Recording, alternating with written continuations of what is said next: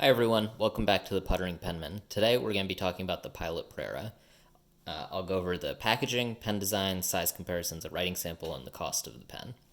This is the packaging of the pen. It comes in a cardboard sleeve with a plastic box on the inside. The plastic box looks kind of, I don't know, 80s or 90s vibe, but it's a pretty simple box and, not much to it, so that was nice.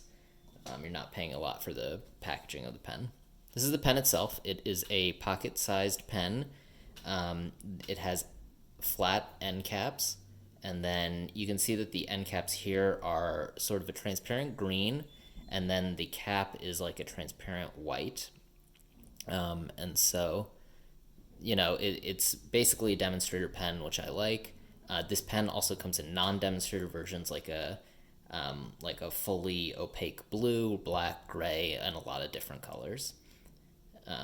So if you take off the cap, you'll see that on these demonstrator versions, you can actually see the feed and the ink inside the section, which you may or may not like. That's up to you.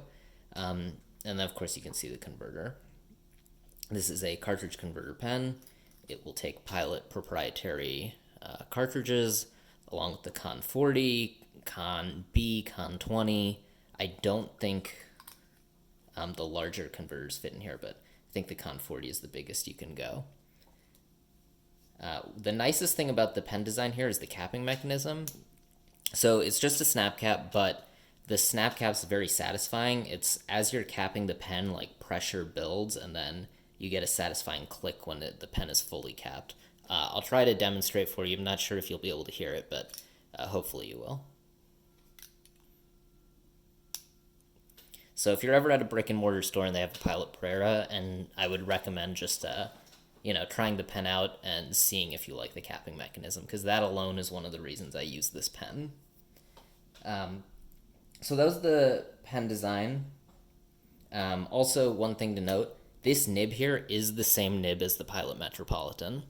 So nothing different about that. They're exactly the same nib. So the size of the pen capped has a length of 12 centimeters. When the pen is posted, it has a length of 13.4 centimeters.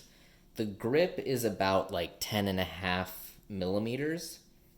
And the weight of the pen with the cap is 14 grams, so it's a very light pen. Here are some size comparisons for you. As always, comparing it to a Pilot Metropolitan, Lamy Safari, and a TWSBI Eco. You can see that the Pilot Prera is a small pen. And just two other comparisons. So the Pilot E95S is definitely a pocket pen, and when they're capped, they're basically the same length. And then here's a Lamy 2000, just for comparison.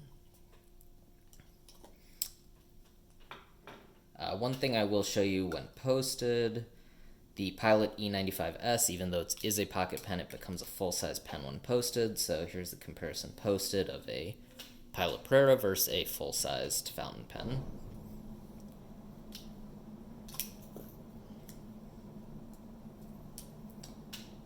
Okay, and now let's do a writing sample.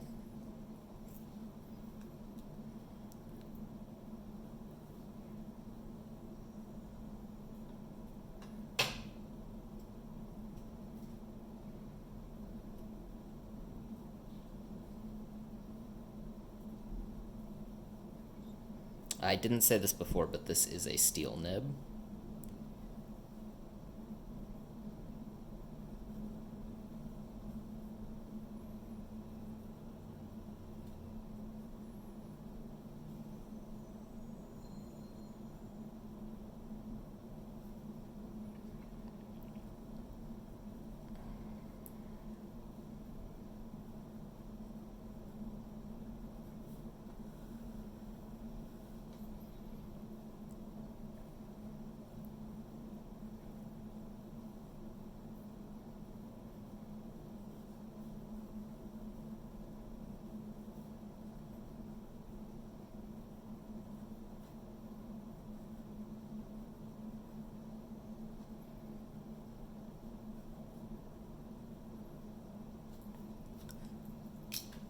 So as you can see, the pen had absolutely no problems writing. This ink is a bit of a wet ink, and I like that in this fine Pilot nib. I've never had any problems with this nib. It writes really well. It's a pretty smooth writer. It's a Pilot Fine, so it's not going to be like a really smooth nib compared to a medium or broad, but it is, for a fine nib, it's very smooth. So overall, let's talk about the cost of the pen. This pen can range in price anywhere from $29 to $56. $29 is kind of from a like Japanese seller or on Amazon. I know Jet Pen sells this pen for anywhere from $32 to $41, where the $32 is without a converter and $41 is with a converter. And then Goulet Pens is the one listing it for $56. And so for $29 or even $35, you know, this is a absolutely great pen. It's kind of an alternative to a Pilot Metropolitan. I think it's a really good student pen, or a good pen for someone who wants a pocket pen that isn't very flashy. If you wanted a pocket pen that is flashy, you know, Pilot E95S is probably better. But, you know, definitely for a pen that's not going to attract a lot of attention, the Pilot Prera is the way to go. For $56, that's probably too much for this pen, because you could then pick up something else you liked.